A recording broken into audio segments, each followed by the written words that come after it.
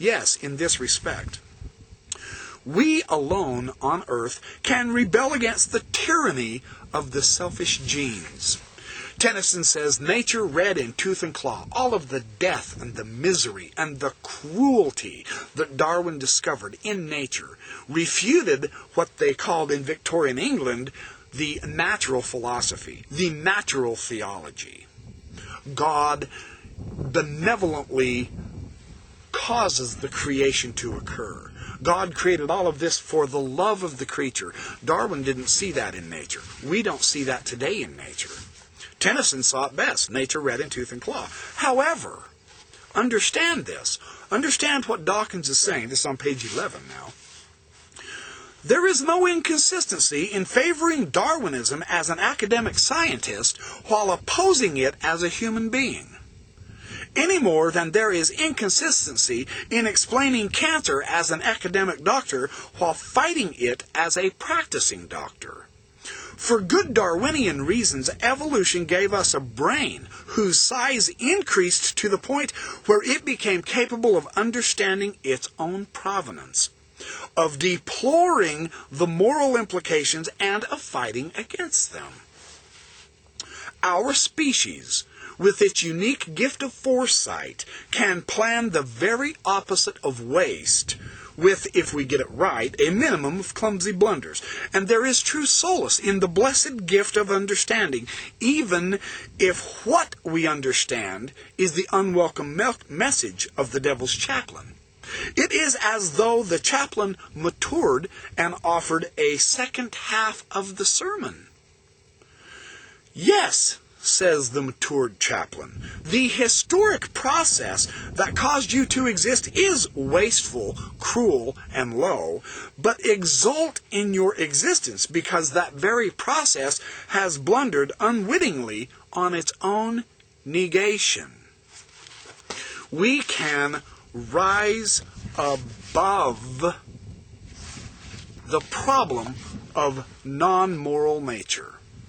Nature has no moral. There's just animals, and all they think about is food.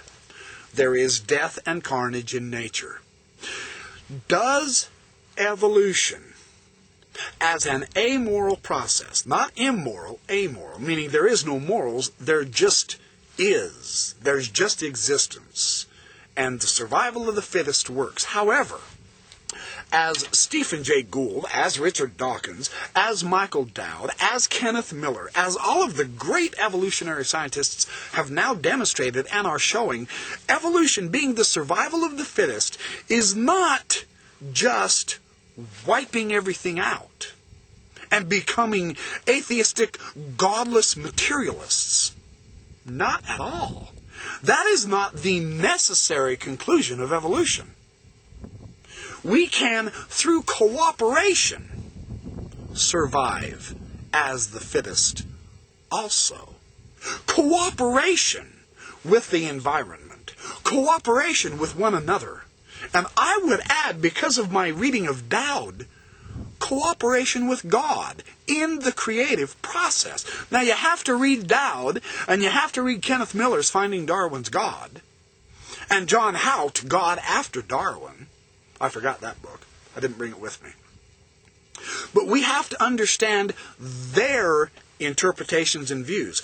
Once I read Brigham Young in the Journal of Discourses, if you've never read Brigham Young's Discourses, you're just not going to see the grandness of his thinking.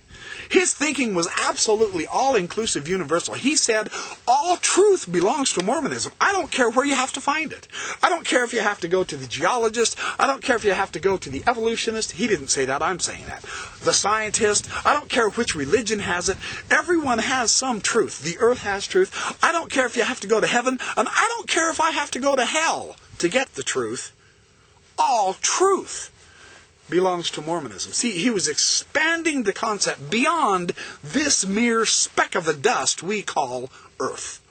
This wonderful oblate spheroid that we live on is a magnificent home, but it's not the final end. See, Michael Dowd is big on bringing in the entire background of the story is from the universal perspective. Being on Earth, we lose sight of the grandeur of the cosmos, so we think we're special. Well, we are. We are, but not in the way we think. It's kind of a wild contradiction.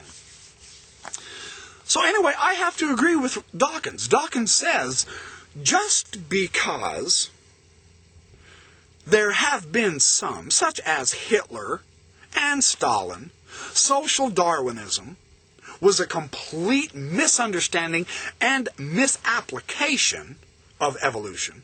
And I know there's many Christians who say, see, this is the necessary result of evolutionary thinking. No, it's not. We can rise above that, as Dawkins is proposing. And as I agree, I say amen to that. Absolutely. We can rise above that. We have our freedoms. We are moral people. The evolutionists say, well, we got that through evolution. That's fine. That's their interpretation. I believe we get it from God. The light of Christ is in all men, that we may know the good from the evil.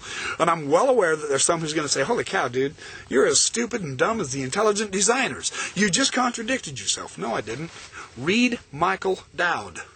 He's an evangelical Christian who is absolutely showing the bigger picture of evolution, being inclusive with all of the other universal situations that are occurring. And I'll do some videos on Dowd. He's really good. I want to read him twice before I get to him, though, in the videos. So anyway, my message is this. There are some who have abused evolution. Does that mean evolution itself is evil? No. No, evil and good are a judgment of us. What we sometimes think is bad ends up to be very, very good. I mean, the huge decimation of the meteor coming from the sky and wiping out 99% of life on Earth, we would have viewed that back then as being absolutely horrible, terrible. But, according to the evolutionary idea, it gave rise to the mammals, to us. So, through the disaster, good came, you see.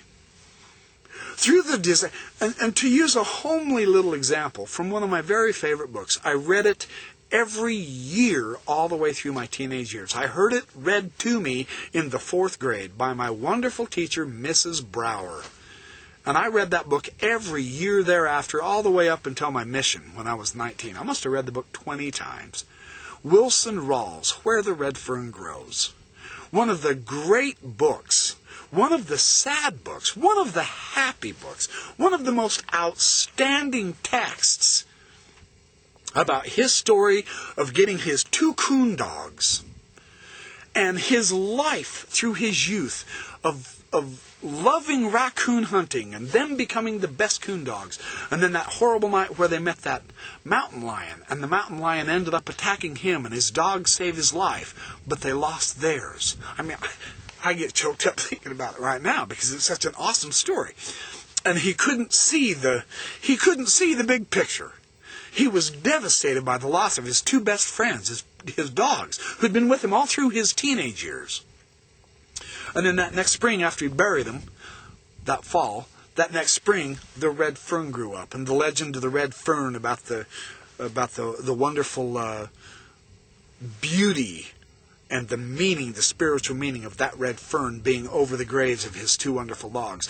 The tragedy of the death of those dogs was a blessing for the family because through the contests and the way that he sold the raccoon hides and so on and so forth, it enabled his parents and his family to move to better circumstances, even though through his loss there was a greater gain. This is kind of Michael Dowd's idea on the evolution and God. The scientists and the religionists are saying the same thing, just in different language, according to Dowd. It's pretty good. Well, anyway, boy, I shouldn't have recounted the red fern grows.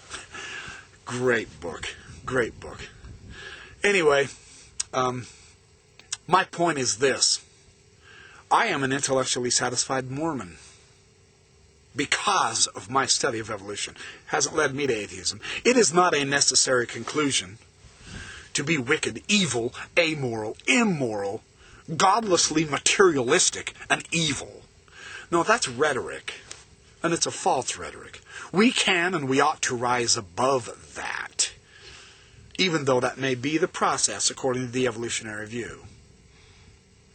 We can rise above that.